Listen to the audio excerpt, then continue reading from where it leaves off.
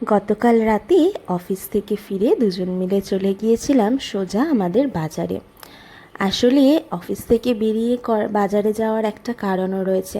আজ সেরকম কিছু নেওয়ার ছিল না, শুধু নেব একটু মাছ। আসলে 3 দিন পর আমরা একটা জায়গায় যাচ্ছি, সেটাও ক্রমশ প্রকাশ্য। তো সেই জন্য জাস্ট বাজারঘাট সবই ছিল, সামান্য একটু মাছ নেওয়ার ছিল 3-4 দিন যাতে চলে যায় সেই জন্য। আর তার সাথে যদি সবজি কিছু ভালো লাগে নিয়ে নেব। সবজি আর কি নেব, আমার বর যেখানেই আম দেখতে পেয়ে যায় সেই দোকান থেকে মোটে তাকে সরানো যায় না। যাই হোক, এইসব গল্প তো চলতেই থাকবে। তবে তোমরা গেস করো তো, ঘড়ির কাঁটায় এখন ঠিক কটা হতে পারে? না না, সন্ধে 7:30 কি 8টা নয়, ঘড়ির কাঁটায় তখন রাত 10:30। সেই সময়ও এই পরিমাণ ভিড়।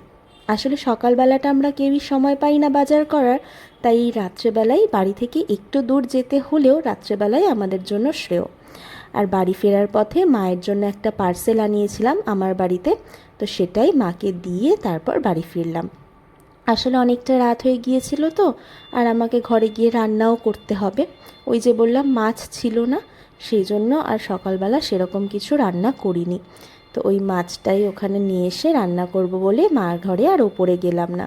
মাকে বললাম তুমি নিচে আসো, জিনিসটা নিয়ে চলে যাও। আর এই দেখো, ঘড়ির কাঁটায় 11টা 15 রাত। সেই সময় ঢুকলাম রান্নাঘরে। আসলে জানো তো, আমার মাছ ছাড়া খেতে একদম ভালো লাগে না। রোজ এক টুকরো মাছ হলেই হবে। তবে আবার সব মাছও খাই না, তাই অনেক রকম ঝামেলা আছে। আমার বর কিন্তু আবার এদিকে ভালো, একটু ঘি দিয়ে ভাত দিয়ে দেবে, যা হোক কিছু দিয়েও ঠিক খেয়ে নিতে পারে। যাই হোক, চলো রান্না বান্না করতে থাকি। আর এই রকম সময় বাজার করে এই সময় রান্না করলে আমার আর কী যে হবে, দিনের দিন আরও মোটু হয়ে যাব। ডায়েটের তো কোনো কিছুই কমপ্লিট হচ্ছে না। যাই হোক, এবার গরম গরম ভাত আর মাছের ঝোল খাবো, তাও আবার রাত 12টার সময়।